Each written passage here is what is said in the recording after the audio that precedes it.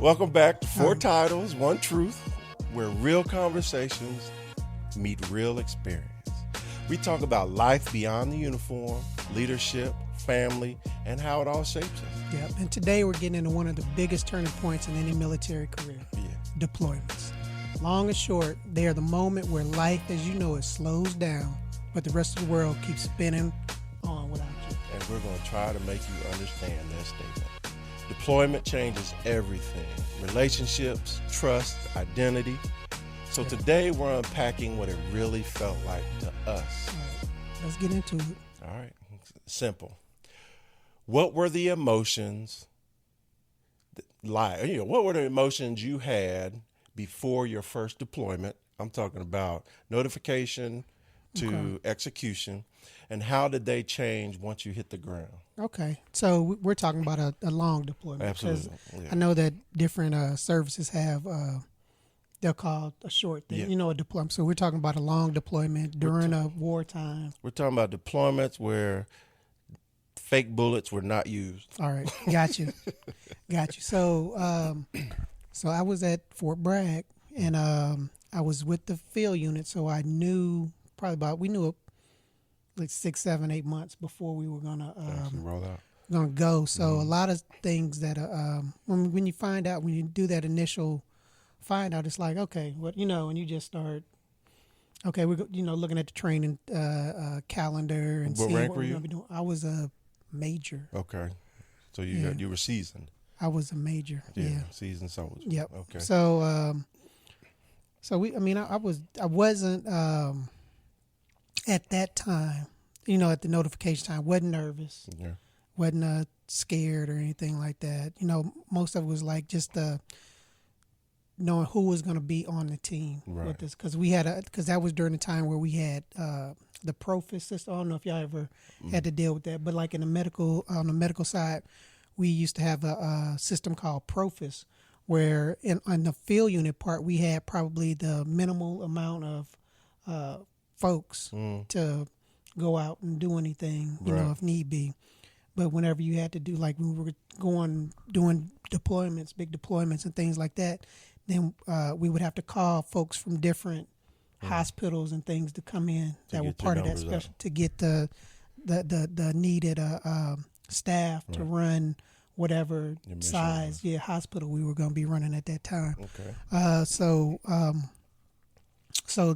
that piece, just trying to that's the piece probably you worry about most. Is like, who are you getting? Because you're hoping that they don't send a bunch of young folks, that haven't, don't have experience. Right. Don't know. What because then you're doing a lot of teaching and the some of the stress of being deployed. People who have never deployed. That on top of the stress of doing the job. Then it just gets to be a lot. So, which, by the way, no unit ever in the military has been notified for deployment with the right amount of people. No. Because you're going to lose people due to PCS, ETS. Then you're going to lose people doing the different job profiles. Changes for them. Yep. Then you got profiles. Yeah. And that leaves you with a hard number. And then the Army has to catch up to give you the number you actually need. So that piece, it wasn't so much at that time. Wasn't so much wasn't, like I said, scared or nervous. It was just like, okay, the anxious, like, okay, who are we gonna get? Then where are we going? Yeah. Because we kind of know where we're going, but they can't officially put that stuff out. If you're gonna be in a hard shell, or you're gonna be setting up tents and stuff. So as we got closer and we started getting, about a month prior to, we start getting people start coming in that were going to be deploying with us. So then it starts getting like, okay. Getting real. It start, and you look at, and my kids were both, they were young, just starting school, like 6 and, what was Mackenzie? Probably 8. So they were like first in kindergarten or second grade in kindergarten. And how many years had you been in the Army? I had been in the Army for shit, 10, 11. 11 yeah. years, okay. Yeah, about 11 years. Okay. Or 10, 95. Okay, so 10 or 11. 11, yeah.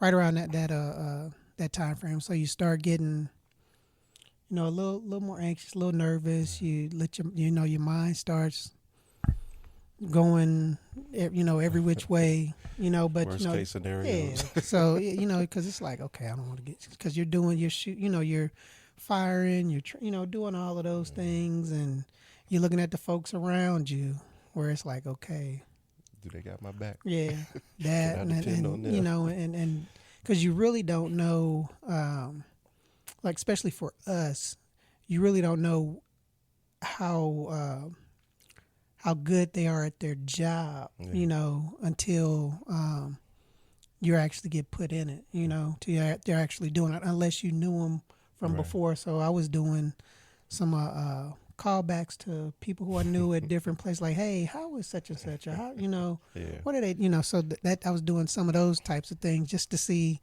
where we were starting at, with the group of people that we had, with the group of folks that we had. So, and then that, you get down to that week before and a couple of days, and then the morning of, it was just, you get sad. I mean, just oh my goodness, yeah. So it's like getting dropped off, because I got dropped off at the unit where we were getting picked up, by the buses to go down to the airport. Yeah, we flew right out of Flatline, that's right there. Yeah. Yep. Hope. Yeah. Yep. And it dropped. We had a little.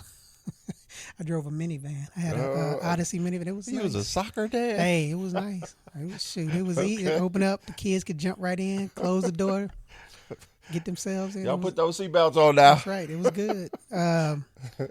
So they dropped me out. They were pulled up to the place. Both the kids were there. And I'm sitting there, start crying, and before you leave your family. Yeah. And my son, youngest at that time, he was 5. He was gonna turn 6 in a month or so. But he was like, Mom, why is Dad crying? Why is Dad crying? I was like, he ain't no man. I was like, it's okay. Stop Stop crying, yeah. Stop crying, yeah. I was just playing. That's basically, that joker was a male chauvinist. He had some things going on when he was young. He had some things going on, but it was that piece. I was sad. I was sad at that time. Right. But as soon as they, got out, hugged, kissed. Yeah. I was. Mission. Yeah, focused. it was like, yep, let's go. Yeah. Let's get over there. So that was the lead up.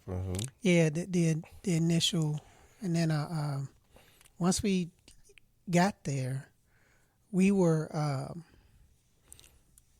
we were right there, and started with, like, when they were just about to start surging and stuff. So we got there, and we were on the move, working. Right. We were busy. Were y'all replacing the unit that yes, was there? Okay. We were replacing the unit. So so and it was cool because some people who you worked with before and things like that. So, and then it's like, okay, how can we improve this place? Better. Right. How can we make it a little better? Because we were falling in on a hard stand. Yeah, hard stand. We were because we were in the green zone. We were in Baghdad, and I tell folks it wasn't green. It wasn't. Yeah, green is a very loose. Yeah, it wasn't green. Term. Yeah, so got there. And I think that's the thing that that helped a lot, was that we were busy. Yeah. So we didn't have time to sit there and think, get all into our feelings and think about stuff, and it was a time where we didn't have, we just had phone. It was phones. We didn't have a lot of, it wasn't FaceTime or anything like that. They had, what was that, Skype? I think they might have had Skype. Yeah, Skype. And that was if the internet that we had Messenger. was it working? Was it hooked up? And it was dial up. It was all of those things that. Was your family up? Exactly. Yeah. So, but we had a phone on our area where we could call back to like call back to the hospital, and then they would transfer us to family. So, but then again, it was trying. Okay, what time is it? Is are people up? So, and I was fortunate because I worked night shift the whole time I was there. So when it was nighttime over there, it was daytime over here. So I was able to catch them at times. But I mean, we were busy, and then we found out 6 months into it, or about 5.5 months into it, that we were getting extended. So we went from 12 months to 15 months. So that was a big punch in the gut. Because it's like, oh my God, I got to stay over here for this. Because we were seeing. And you were getting ready to get over the hump. That halfway. Yeah, I mean, and it was, it's just like, I mean, and I try to, people that are not in our area, like where we are, like I was in the operating room at that time. Okay. So we saw the injuries and all of those things every day, and because, we're not on the front line, or we're not seeing it when it happens, but we're seeing those same types every day from everywhere in the country. So it was we had to desensitize ourselves a lot, because it was, you saw some injury, because we took care of, we didn't just take care of our U.S. soldiers, we took care of our foreign allies. We took care of civilians. We took care of the combatants. We took care of prisoners. I mean, we took care of everybody. Yeah. So it was it was something. Yeah, exactly. It was something. How about you? Yeah, that's the hospital is every day real. At least out in combat, you get a moment. Yeah, it was. We wasn't. We wasn't firing off our weapons. But we were getting. We got mortared every day. Yeah. They got the green zone got mortared every day. You still had to be aware, and it was still known that you were in a war zone. Yeah, absolutely. It was. So it was not. It wasn't somewhere where you could just go, oh, I'm gone. And that's one of the biggest, the hardest things to explain to somebody who's never been in it is, yes, somebody may not be outside the fob, but you're getting mortared. That's still the fear of that every second of every day is a real thing. And that can kill you. Absolutely. Yep. So for me, I was 4 years in the military and going on 5. So I was still a specialist. You young. Yeah. And we were getting deployed to Bosnia. And so this is 95. Okay. So this is before the Milosevic stuff. This is the beginning when the Muslims were against the Croats and the Croats were against the Serbs. It was all of that. It was a mix of everybody fighting everybody. So the Sava River, there's a major bridge over there, and I was in a bridge building unit. Okay. So we got called up to go and replace a unit that failed, and we had to put the bridge up from Fort Benning. We left Fort Benning, Georgia, to go to Europe because the Europe unit that was over there, they set up their camp in a riverbed. Okay. And during the cold winter, the water goes away. Right. But then it starts to come back, and their equipment washed away. But that's a whole nother story. Y'all knew you were going over to replace that unit, or was it something we found out? So, we went. So this is how it literally happened. We were released for Thanksgiving break. Then we came back from Thanksgiving break, and that Monday morning, we got we right-faced and marched into the chapel. And they told us, hey, you're about to deploy. So nobody was expecting this. You're about to deploy, and we were in Germany by December. Exactly. Oh. Exactly. So mine was a little different. And I had a top secret clearance, right, which is great. But also, if you're not ready for all that information, it can be even tougher. So I was allowed to go into these briefings that you look around, and I'm one of only maybe two E5 and below that's sitting in this daggone thing. Like, do I need to know this? I want to be in there, but oh Lord, and they're telling you, you know, the more of the truth, right? So I was scared because when you're in those briefings, they give you the real, right? And so it's not broken down yet to company, platoon, and squad level, right? And so you're getting a fire hydrant. You think you're getting a water fountain, but you're getting a fire hydrant. And then being that young, I didn't know all of what was going on. There were people who were in my unit that would talk to me, you know, my platoon sergeant, or not my platoon sergeant, my maintenance sergeant, the motor sergeant, excuse me. And so he was talking to me and trying to help me understand. But the bottom line is we had like 40 some odd days from notification to us flying out to Germany, because we went to Hohenfels for winter training. Then we went to Hohenfels for NATO training, you know, so we did all that training over there on how to deal with the public, how to deal with the press, you know, setting up your perimeters, landmines, because all that stuff was happening over there in Europe. So we're getting another fire hydrant worth of training. And that was my first time ever going to Hohenfels, which is a monster. Especially in the winter. It's my first time on the Autobahn, all that stuff, right? I was on the Autobahn on a shuttle bus. So everybody else's Autobahn story is flying, and mine is hearing the whine of a bus going probably, 62 miles per hour? But anyway, Lamborghinis and everything was passing us. So initially, I didn't understand what was happening when we right-faced and marched into the chapel with the chaplain there.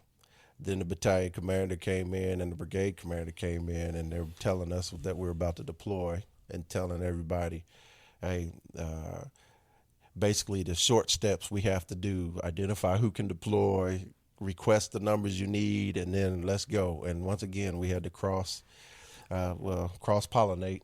Okay. Were y'all taking your own supplies? And that's the thing. Okay. We didn't have enough time to take our own equipment.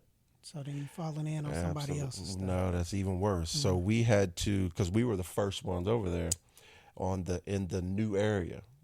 So you acquiring new stuff. You know what a keggy is? So a keggy site it's stored equipment that the military has around the world. Okay. Yeah. So we had to first identify our priority equipment, and then we had to put that on a C5. Yeah. And that's what we flew on. And then, and we refueled in air, which was a pretty amazing sight to see. But then we get on ground, and we get off and we go to Germany, right? And then our equipment went to Belgium, because that's where the keggy was. Yeah. So we had to go to Belgium. We had to draw equipment. We had to PMCS. How often is that stuff? There's a unit there that maintains. Okay, Yeah. I was gonna say, because it's like you've been in there for like 15 years. Yeah. And so we had to go in there. We identify what we need. Basically, we had to MTO. I'm not going to get too specific on that, but we brought our unit back up to capable to execute. And then we loaded all that stuff on a railhead. And then we had to ride the train down to, yes. So my initial moment was excited but scared because hearing so much, and also I think I mentioned before, it was the first time I ever been in charge of soldiers. So knowing, trying to give them as much information as possible, but also knowing if I give them too much, they're going to be scared to death, because there's no need to have 3 scared people. And that's all I had, 2 soldiers. So that was a learning. That's why my leadership, that was a shock to my understanding of leadership. Okay. So went from scared and all that. And then the closer we got to it, the more I started to understand. We had to identify what we had to have from our own stuff, like PLL, parts, stuff like that, right? So, like I said, I'm trying not to get too. But I was feeling more confident, not because I was understanding where we were going, because, like you said, you get caught up in the preparation. It gives you less to think about. And also, I was single, no children, so the only people I reported back to was my family. And so I didn't tell them a lot of stuff. I just told them when I was about to deploy. Then, because we hit the ground in phases, I'm going to tell you exactly what happened. We went to Hohenfels. We did a week of training there. Then from Hohenfels, we went to Germany, took buses to Belgium, got to Belgium. Then from Belgium, we did the keggy draw. We drew the equipment, and then we got the equipment on the railhead. We had to lash all that down, and then we rode the train from Belgium to Hungary. Yes. Now, here's something for people who don't know. A train moves because of an engine, right? Electricity is caused because the train is moving. Okay. When the engine disconnects, you lose all power, all everything, right? And so it took us 3 days to get from Belgium to Hungary. And every night the engine would switch. So we're on the train with our unit, with our equipment, and at night the train would stop, and we ran out of water. The bathrooms were stocked, was overflowing, and people started developing rashes. Yeah, and nobody knew what the rash was. So when we finally got to Hungary, we got quarantined. So this is my first deployment ever. It's my first time ever leaving the country. It's my 3rd time ever being on the airplane. So anyway. Wow. So we get to Hungary, and we are quarantined for, I want to say, about either 5 to 8 days. At least a week. I can't remember. And the worst part is we were quarantined right at the front of the base. So every incoming unit that was on those buses drove by us and looked over and saw us with the do not cross tape and 2 soldiers standing guard with M16. And so what we would do is, because not everybody in the unit had rashes, but we were on quarantine because some did. And to make you know, we were safe. It was just a hygiene rash that some people had, right? But we would act like that we were like coughing and stuff with some, you know, it was hilarious. Yeah, limping and falling over while buses are coming up. But anyway, we got an article in the paper, in the Army, not the Army Times. What was that? The Stars and Stripes. But anyway, we were good there. Then we had to download our equipment off the train, Okay. Then we had to drive our equipment into Bosnia. Now, mind you, driving in Europe is different than driving in America, mainly because big old trucks are not expected to go down them Roads are not. European Yeah. streets. And we had to go through streets and everything. And so, Little narrow streets. absolutely. And people who've never driven, uh, people who are just recently licensed, and yes, we had to take the driver's license test before we got into and driving, but them little streets and them big old trucks, it was an interesting thing. And then we got to, it's called Slavonski Broad, right? And I take that back. We went from Belgium. I messed that up. Belgium, we got on buses to Hungary. Hungary, we put our stuff on the train. Yeah. Hungary, we got on the train. And then from there, we went, no, it can't be that. I can't remember. That's been 30 years ago. So I think it was, Belgium. We drew the equipment. We loaded the equipment. We got on the train. Yes. Then we got off the train in Hungary. Okay. And then we took buses or drove down to Slavonski Broad. No, we took buses to Slavonski Broad. Then we got in the equipment, and then that's when we had to do all the driving. Anyway, dang, sorry I messed that all up.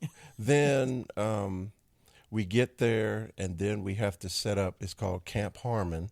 We had to set up base, and we were the first ones to set up bases. Yeah, so we went from mud. That's some work. Yep, then they put gravel in, finally. We went from GP tents to eventually they ended up building up the tents, meaning they put the plywood around them and just pulled them on like a sock. And that was okay, but the only heaters we had were pot bellies. And then we got kerosene heaters. Ooh, all the dangers. Oh my gosh, we had so many tent fires and so many, and starters. people were draping plastic like about 5 feet off the ground to try to hold the heat in, and that's in Europe. So creating saunas. yeah, so my first deployment was a mess, right? Mentally, it was a mess. But like you said before, the more you get focused into doing your job, the less you stress about stuff you can't control. Yep. And then while I was on the deployment, my unit separated from us. So I was in the motor pool, and I was responsible for the motor pool, and that's where my soldiers were. But the unit was on Camp Harmon, and our motor pool was away.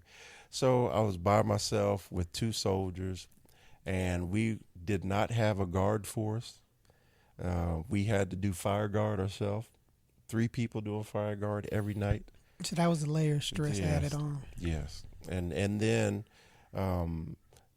we wanted to just say we'll get in the sleeping bags and cut the fire off, which sounds smart, but you still got weapons, you still got, high value items in there. So anyway, it was a tough deployment. And then to this day, they say we didn't get shot at because we didn't get any medals or anything special.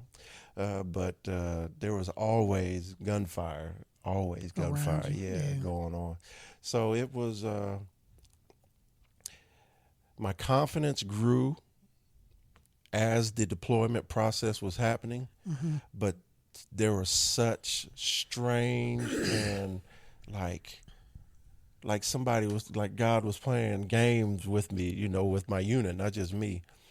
Because like I said, we had to replace a unit, so we had to spin up and deploy so quickly without our own equipment and all that stuff. So it was a mess, but it got better. You learned, yeah. But the job was, and then actually doing your job day to day away from home, and in the new environment, it's just it's crazy. It's different. Yeah, so Okay. that's my story. All right. Hey, it's a story, especially for a first one, first time. Hey, so how did deploying affect your relationship with your spouse and children? Did you have a girlfriend, or because you didn't have any kids? So how long were y'all over there for? We were over there for 179 days. Okay. Because they didn't want to kick it to 6 months. Okay.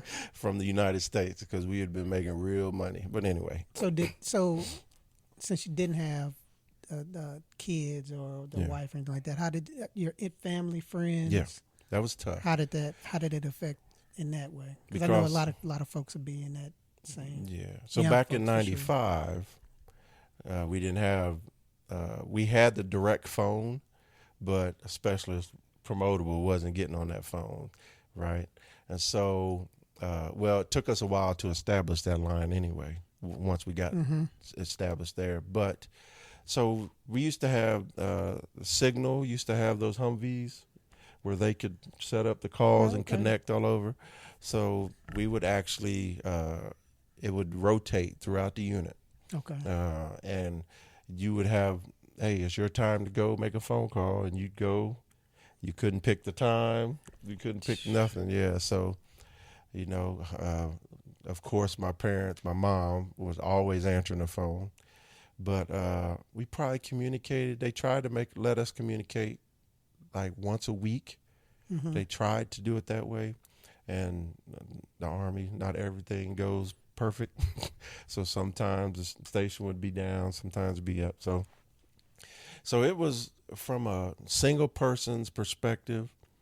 Communication is where you want to have that touch of reality back home, but also, and I just want everybody to know, we want to stay in contact with you, but it is sometimes hard because as soon as you contact somebody who's not in your environment and not in the military, you have to relive everything because they want to ask you 1,000 questions.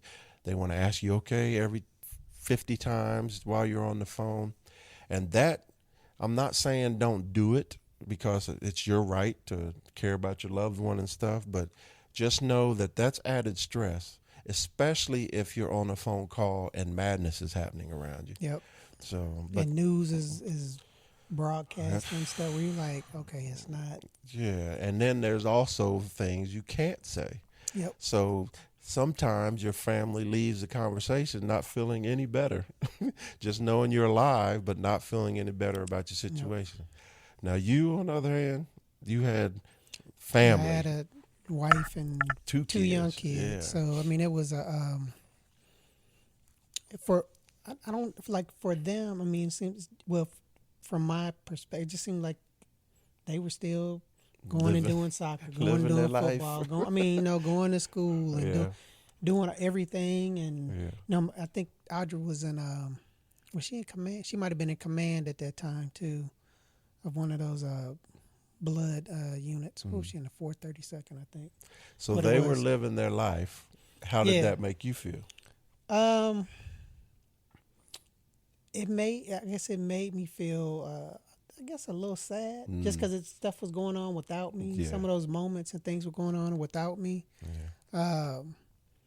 Especially with the kids, with my wife, it was just a matter of they were still doing things, making new friends and people who I didn't know who such and such was. Right. What the hell is he coming around, or who you talking? That thing. So it was one of those things where just your mind so you have to try to ground because you're going. And you're in combat. Yes, you're seeing shit every day, and then you don't want to get to the, get to points where you're mad at them because they're out doing, living their best life or, doing what they surviving. Yeah, doing what they need to do when you're over here and you can't go, and your area is that fob or is that complex where you are, where you can't go, your story is pretty much the same every day. So And they're out seeing new movies. Yeah, out doing all of those things, doing all of those things. So it's like you try to. I know a lot of times I was like, they'd be telling me something, and I'm sitting there like, how y'all going to do that? Why ain't y'all over here, Yeah. depressed and listening to, because when you deploy that you get, but y'all are talking, and it's just like the woe is me stories going back and forth, and it's like, what? Let me tell you about my day. Yeah, Death, murder. Y'all went to Atlanta. Y'all went to what? DC. What are y'all? What How y'all y'all doing doing with all grandma? this? Yeah. Why y'all doing all this without me? Yeah. So. I learned that later, but at this time I didn't know. Yeah, so trying to, I had to get myself, in the mindset where it's like I can't, and try to appreciate those times we had. I'm sitting there talking, being able to talk to them, or man, I'm trying to even think. Like doing a little messenger or whatever the Skype thing. How many times I even got this? I mean, probably got the Skype maybe 4 or 5 times. I mean, it was like it was mostly like phone calls and pictures and things like that. That were there ever times we would shoot videos and send them, send them over to them so that they, for like Christmas and things like that. Were there any times where the kids didn't want to talk to you? Or not because they didn't want to talk to you, because they were just busy or something? Nah, they would always. Well, Mackenzie for sure. My daughter, Miles is the same way. He was the same way at 5, 6 as he is now at 25. He's the same way. Where it's like, hey, yep, nope. All right, it was good talking to you too, Dad. All right, bye, Dad. All right, so like you bothering him, So he's been the same, but yeah, I understand. I understand that stuff. So that was it, and it was more. Yeah, it was for me. It was more of a trying to understand or come to the realization of where I was and where they were, and not hold it against them because they weren't. Yeah. No, because I get it. Yeah, because I get it. Yeah. I get it. And the worst part is you don't want to tell them stories to make them feel like you're feeling. Oh, no. You know what I'm saying? So you're battling not just what to tell them, but you're also battling how to stay present in the conversation by not getting irritated. Well, because they wouldn't. Especially where I worked and what I saw every day, and pictures and things. I mean, I had to show you sometimes some of those pictures and stuff. Why you gotta show me? You couldn't show them. Why you gotta show me? You can see it. You need to see it, so you can understand. So you can understand what I'm talking about. I was in the same green area, green zone. Woo. Nah, but I'm gonna tell you, even Nikki, her deployment where we were both in Iraq. Where she was platoon sergeant, but she was connected to I want to say a MASH. I think it was a MASH, but anyway. What year was this? Probably Cash. Yeah, it was 2008, 9. You're probably Cash. Yeah. So, but anyway, just her stories from because they got bombed all the time. Yeah, and it was crazy. But and and the crazy thing about that is that you get used to you get used to that because it was happening every day. So it was like, okay, what time is it? 4 o'clock. Yeah. Okay, we're about to get mortared. Yeah. And that's the thing. And that's a whole nother story. Yep. All right. So, what coping mechanisms did you find effective during your deployment? Because we just talked about the stress. I was working out. Working out. Yeah, so worked out every. But I actually lost weight. Because you lose weight. Yeah, eating. Eating and running. Yeah. We run around our little hospital complex, or on the go down to the thing on the treadmill and watching movies. Yeah. I think I was able to take I tried to keep my mind moving, like education, doing things. Yeah, did I think I did my ILE class or part of it there that we could, the part that we could do. I tried to stay busy and not have a whole lot of time where I was just sitting there thinking about it, getting depressed, getting mad. Digging that hole, that mental hole. Your mind is your mind will it'll take you to some absolutely dark, dim places where you don't need to be, where you shouldn't be. Or stay. Or be, live. Yeah. You know, so it's it was just trying to do some of those things that later on in life when we started having to do all of the resilience training and stuff that we go, okay, so some of the stuff I was doing was in the right direction, so because we didn't have any of that training back at that time, so it was just, and then just I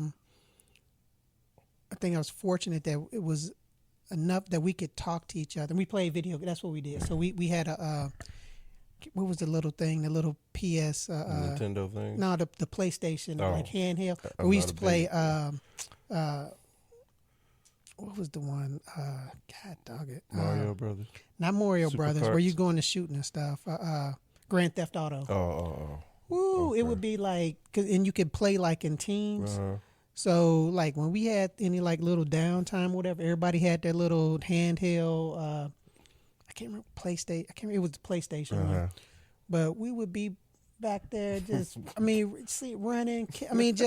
So that was a bit for all. for all especially on our shift that we would. Because y'all were off at the same time and on the same time. Yeah. So because like it was, we would have like we would have at least one. We would call one night where we were off, where folks would try to do like laundry and stuff like that. But a lot of times, especially since I was working night shift, you end up in the area. I'll be end up back overtime. In the OR. Either because they needed help or just because you had a roommate that was working day shift that was sleeping that you couldn't be wide have open. on lights and all. So you just go. You do your laundry, you chill for a minute, then at a point you just go over and because then that was the group that you went and worked out with and did all the stuff you did anyway. So that was. So that's how I was coping over there. So mine was before interwebs in the tents. Mm-hmm. So we and this is another thing you notice, right? During those traumatic moments, you bond with people. Mm-hmm. Yep. And the sad part is you lose most of those relationships when you come back.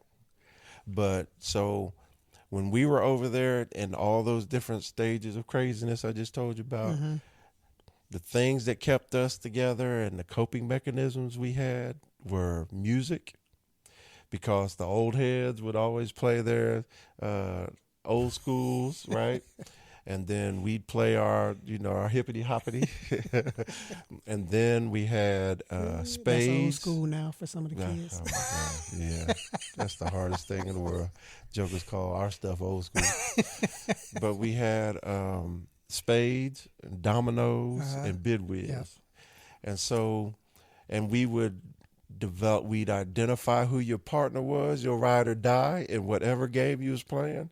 And that bond became, it was almost telepathic, especially in spades. I didn't play bid whiz a lot because that was old people's game. And those old people now, at that time, were 20 years younger than I am now. But anyway, and so that was one of the coping mechanisms, is you really bond with people because you're basically forced to live with them. Mm-hmm. And you develop friendships, you develop enemies, you develop all kinds of stuff. And then we had the games to take the pressure off of you. We also had mail call was amazing. Yep. When you get a package full of Twizzlers and your favorite types of candy, care packages, absolutely. Yep. Your mom sends she used to make these unbaked cookies. Boy, them things was but anyway, so that's a coping mechanism, and that's something that family can do. When your people are deployed, you absolutely Oh yeah. send them things. Send them their favorite things. Absolutely. Yeah. And regularly. Like, do it at a time to where it's clockwork, so that you always know what to send, when to send, and they always know it's coming, because that lifts the spirit so much. I mean, you'll request things because it's not, they don't have everything over there at the little makeshift PXs Shop and at, things like that. The PXL. Yeah. So that's correct as well. People can't shave with what they're using. So, but anyway, another thing is people get into church because the military has services for. It's grown since I've been in my career. It used to be like Baptist. It used to be Catholic and covering all of the Protestant, different religions. When I was a drill sergeant, we had to let soldiers go out for Wiccan, right? The moment, so they go out into the woods and let them do their thing. So it's evolved just like society's evolved. But then finally, the thing that helped me cope while I was on deployment, it's absolutely the job. Trying to, because your job matters, and being able to execute your job, being able to take care of your soldiers, being able to basically not be the problem when you're in that environment, that there's a lot of focus on that. Especially if you're mature enough to understand it, which, not everybody is. So how did you maintain a sense of normalcy for your family while deployed? Once again, I didn't have a full-blown family because it was just me, and then I would talk to my mother, father, sister, brother. And so, well, I mean, but it was, you're right. You I don't even know why I'm cutting it down. No, you just didn't have a wife or kid at that first one. So what I did was, I didn't do it immediately, but what I started to realize is if somebody writes you a letter, write them back. Yep. Right? Because if they're reaching out, that means they're concerned. Say when letter writing is a thing. Yeah. Yes. When people send you stuff, acknowledge it. And then finally, when you can, make phone calls, and not so that it's a detriment to you in the mission, but try to set up consistent times to where, I'm going to call you every day, every other day, every week at this time. And then when you can't get there, make sure that you immediately come back and tell them. Because the one thing I've learned over the years of deploying is there are people that really care about you and are concerned about you. And when you're in an environment to where it's life and death, you can absolutely lose that concept, right? And meaning you get so caught up in what you're doing that you don't talk to your loved ones enough. So now they're pulling their hair out and panicking because all they hear are the news. They're not sure exactly where you are. So if something happens in that country, they don't know how affected you are. So that's what I would say. My sense of normalcy was absolutely just trying to stay in contact with people. I mean, and that's about the same thing for me. Just trying to stay in contact, and trying to whenever I did call them, or I'm trying to think, did we have a number? I think we had a number that they could call ours if it was an emergency or something. Because I had a phone call one time that scared the shit out of me. But it was Miles had was playing. It got nicked or bit by a dog or something. My wife, who works in blood, been working in blood for the last 30 plus years, doesn't like to see blood. So he had to get stitches. So she couldn't stay. And this when the boy was probably 6. I think it was probably 6. He had to be 6. So he had to stay in the room where they were doing stitches By himself. because she couldn't stay in there. So I was on the phone with him in there while he's like calm down, yeah. So Wow. yeah, just staying in contact and being there. Audra. Yeah, absolutely. But it's the same way. It's not a secret. That's for sure. But yeah, just maintaining that connection. Yeah. You know, trying to maintain as well as you can. And one more thing I want to highlight is when you make contact with the people in the back, it's a challenge, but it's something you have to do is you have to listen to their stories too. Yep. Because like Lance said, they're still living as well. And so you can't get yourself in the mindset that my problems are more important than yours, because that's going to break a family. That's going to break friendships. Is if all they can do is cater to you and then you don't have to cater to them. That'll last for about 15 to 20 days when you initially get there. But eventually you're going to have to listen to their problems. You're going to have to step back into their world and help if you can. And especially if you consider yourself the head of the family, male or female, right? It's your responsibility to be present when you're having those conversations and not just talk about your mess. Yep. And hear theirs as well. Yep. All right. So what support systems were most beneficial during and after the deployment for you? Once again, we're in 2 different decades on our first. What was most beneficial? What systems? I'm trying to think of what systems were. Well, the reintegration was good because we had to go and talk to, you go through your medical piece. Then you had to go through some of your mental health piece, which was beneficial with all the one source and all of that stuff was big. So, I mean, so it was all of those different things that were, if you didn't want to go through the traditional military path, then you could had some different places you could go that were run by nonprofit, civilian things where people weren't going to be hold any judgment against you, because it was a lot of things that, especially during that time where it was looked down upon for mental health issues. Mental health, and I know that's another class we'll talk about. We'll talk about. Yeah. But those things, I mean, just all of the financial service. I mean, all of those different ones before and coming back. So because you make you can make a nice little piece of change as far as some of the different little deployment bonuses. Absolutely.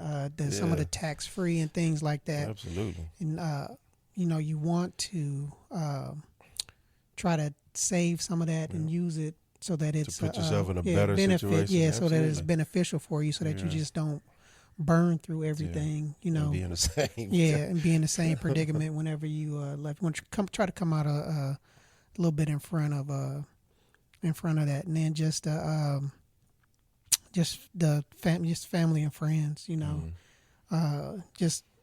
come back and everybody gives you some, time in your work, that give you some time to try to readjust back to the pace of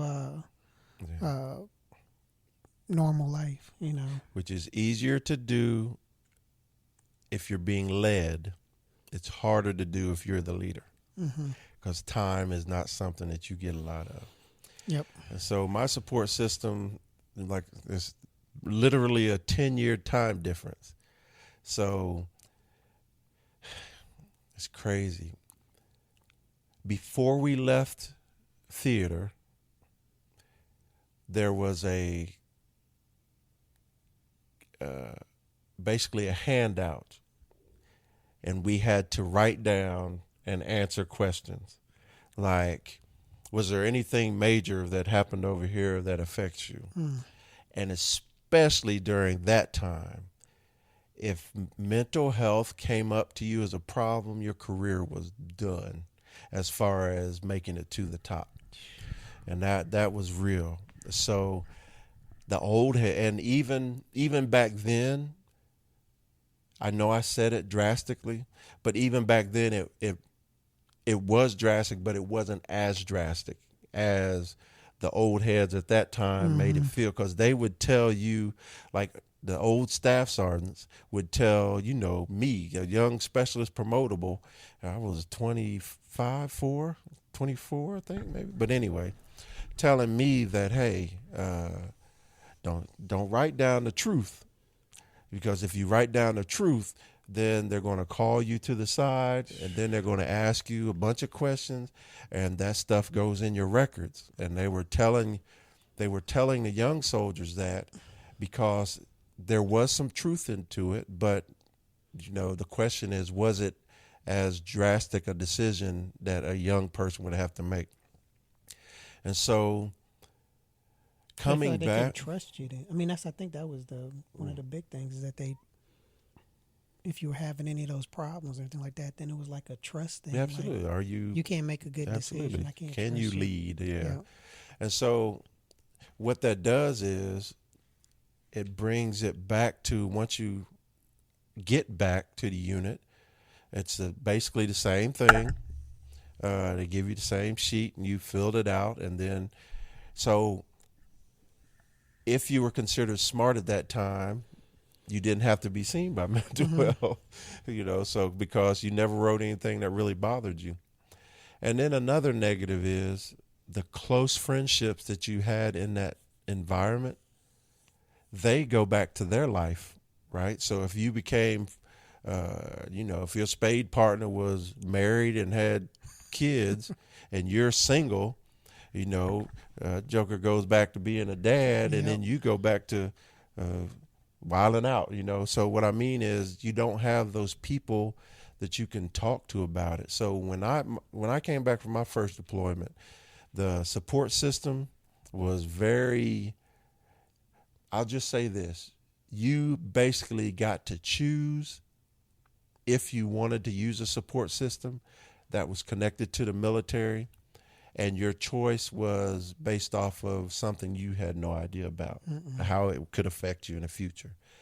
But when it comes back to family and friends, you may not always be able to talk about everything with people who are not in that environment or understand the military, but you can sort of catch back up to life, because like Lance said, it doesn't stop when you leave, no matter how bad you think it will. Just like the great Army song, it goes rolling along. Yep. So I say the best support system that you can have is a foundation of family and friends that you trust. And that's why I say it's so important that you try to, especially if you're married, especially if you have close friends, try your best to take your time and explain to your spouse or your friend what you do, how it affects you, so that when you are in those tough situations, you can have somebody who has some sort of understanding, so you're not starting all the way over. Okay. That's runs right into what I wanted to ask you too. Is how did reintegration into life go? After go back into life into after, I guess, post deployment, going to after you got back, you did your couple of weeks and you were going back to, okay, I got to get up at 5 for PT. And so I did a total of 5 deployments in the military. And I can tell you that every deployment, I lost something. I lost an ability. I lost an ability to sort of step right back into life, right? So my very first deployment, after being in military vehicles for 6 months straight, after sleeping on a cot and a sleeping bag, after eating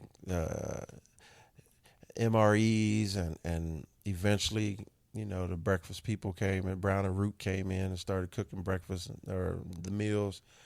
After that repetition and then walking back into freedom, like we couldn't leave our base. It wasn't called FOB back then. We couldn't leave our camp unless we were in a convoy, right? And so you can't just walk off. You can't just go and shop. You can't just go and do all that stuff. Now, deployments evolved over the years, all right, because eventually they would start inviting locals on to sell stuff, especially movies and TV. Yeah.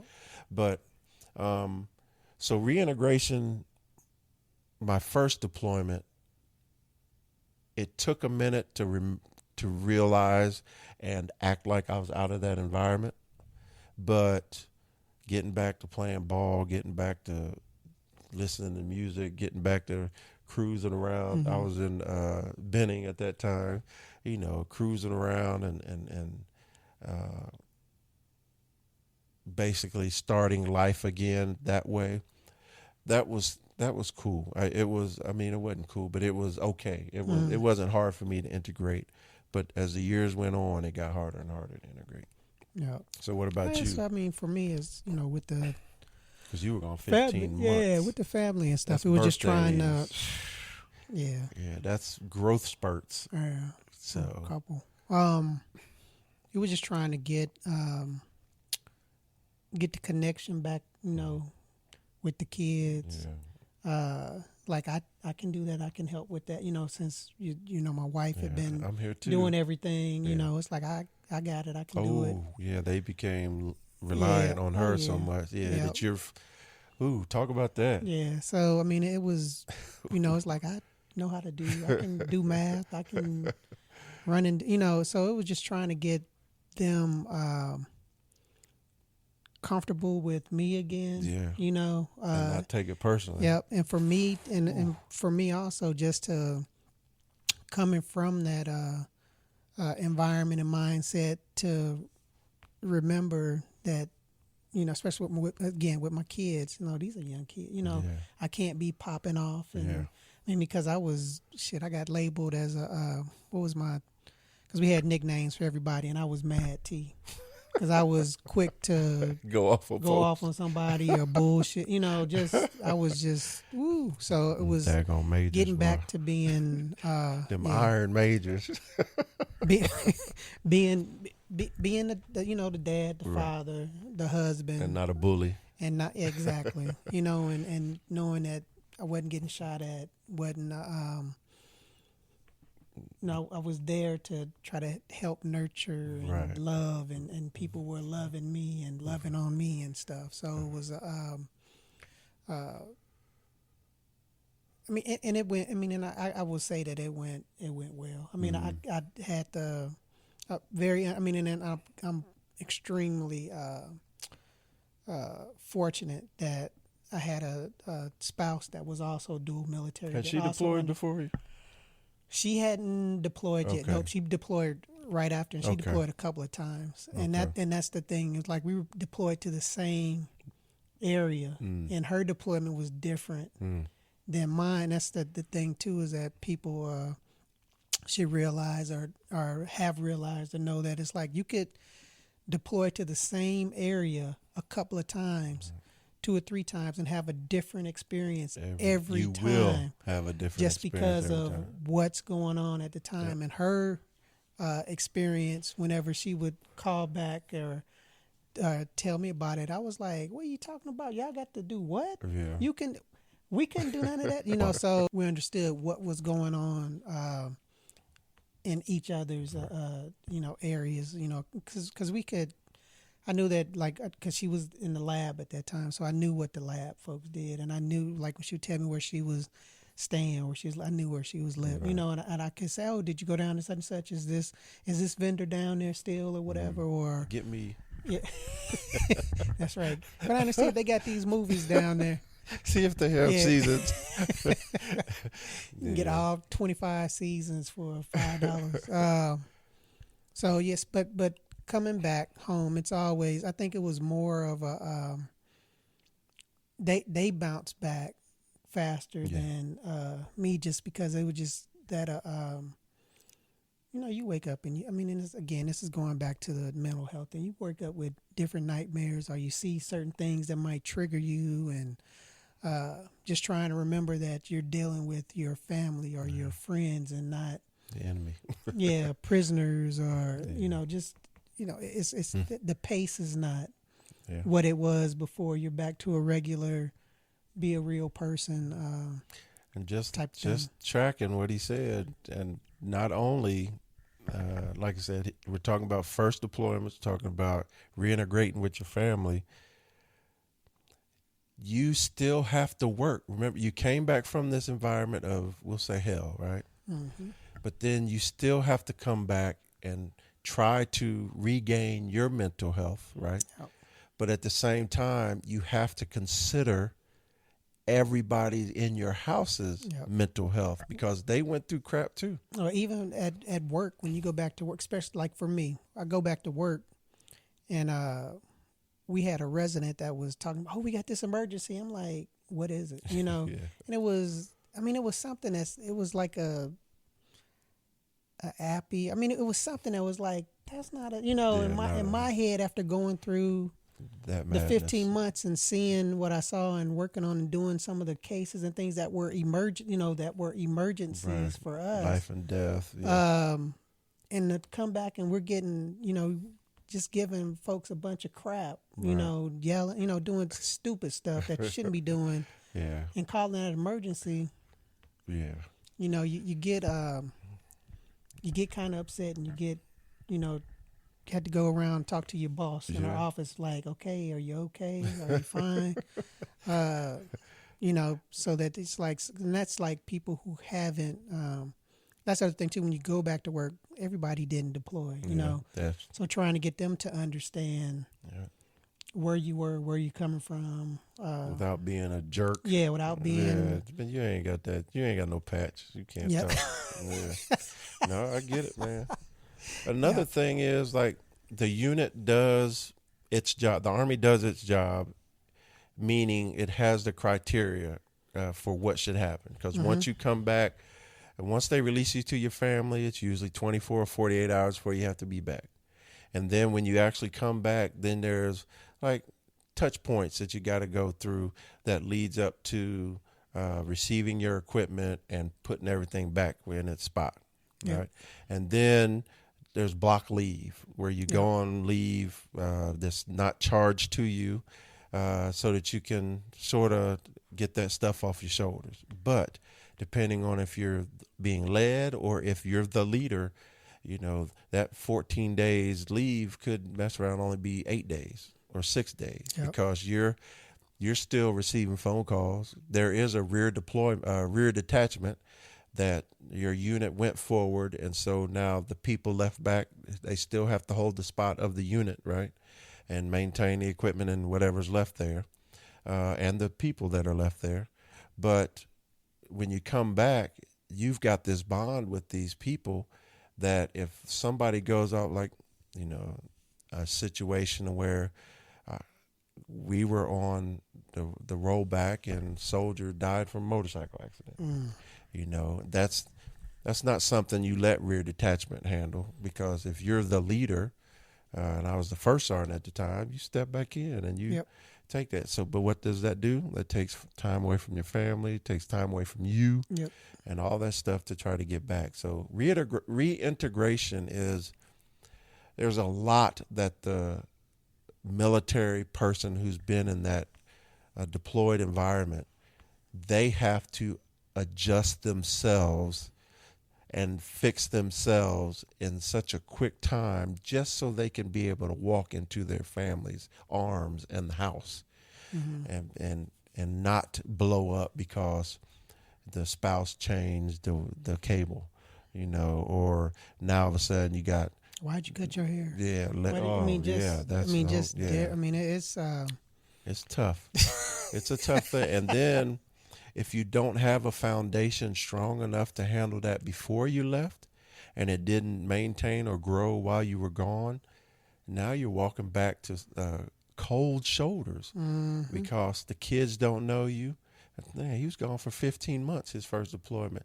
What if his kids were 1 and 2, you know? And then he's walking back and his wife is, not him, but say it's true that wives cheat on their husbands while they're gone and have whole new relationships and are waiting for that person to come back. And wives do this, and husbands do the same thing.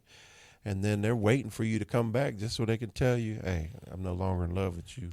I'm going. So there's all kinds of things. And if you don't have a foundation to where you can fall back on somebody to lean on and help straighten you up again, and the training to help straighten yourself up, then the only way that some people see out is jumping off the cliff. Yep. And that's the tragedy of deploying. Yep. Just try to have you a good support system. If you know that you're deploying, just try to get you a good support system prior to. If you know you're going into the military, yeah, start building that support system. Start sharing what you do. Start sharing your emotion. Yep. You know, and start trusting and loving first, and make sure you're getting that love back, and then trusting so that you can have those real conversations. Yep. Because there were times when I've redeployed where everybody I saw I wanted to punch in the face, and I am not joking. And Nikki was like, "Hey, you can't do that," and it was, and it wouldn't be a good thing. Oh my gosh! So, but enough about that. So, just the bottom line, right? Deploying into a theater of operations is life changing. I mean, it's really hard to express the emotions that go through a deployment to someone who's never experienced it.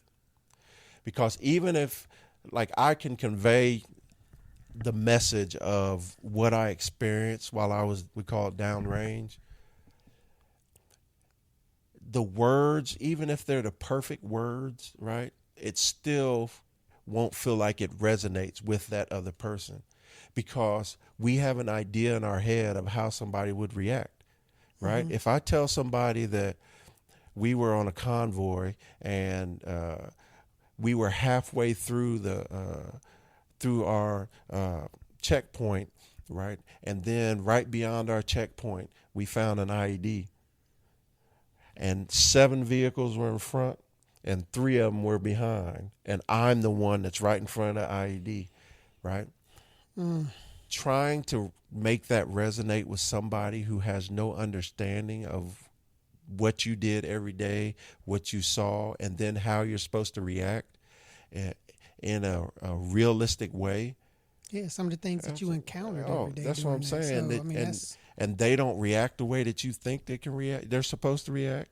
Then that's also a burden on you. You can't get Yeah. So just try to understand if you're a civilian, but if you're in that military and you're coming back, don't close down on them because you don't believe they'll ever understand. Right. That's all I'm saying. So the challenge is staying connected. Yeah. To those friends, 100%. families, people back at the house, even when that distance or that time or whatever is there, it tries to, and some folks it will like tear them apart. Absolutely. Tear them from you, you know. So just try to stay in contact. Try to communicate. It doesn't have to be an hour-long conversation. It can be a 5-minute conversation. 10-minute conversation. Could be a letter. Yeah. It could. I mean, now it could be email. Yeah, I mean, folks message. got emails and things, text messages and stuff. I mean, just those little things keep you connected to those friends and family and people. To let them know that you're okay. To let you know that they're okay. Yeah. And I mean, because sometimes, as long as I knew that they were doing fine, they were good. I go on, keep doing what I need to do, because we didn't have like long sessions on phone calls and things like that. So, and I know I said that the military person has to adapt and adjust a lot, but we can't forget so does the civilian, or so does the person who's back and not in that environment. They have to walk on eggshells just like you have to walk on eggshells. But the more you communicate, like Leah said, the thicker those eggshells are, maybe they can turn into rocks, right? Yep. And so, but leaving it at that, go ahead. I would say because you want them to still thrive and have absolutely. fun. That's a win. You want them to do all those things because they're growing, which is going to, in turn, in the end, it's going to help you grow. Absolutely. Because you don't want anybody being stagnant just because you're in a situation where you can only do so much. You want them to also grow and win. Yeah, absolutely. It's much better to come back to a winning environment than all heck.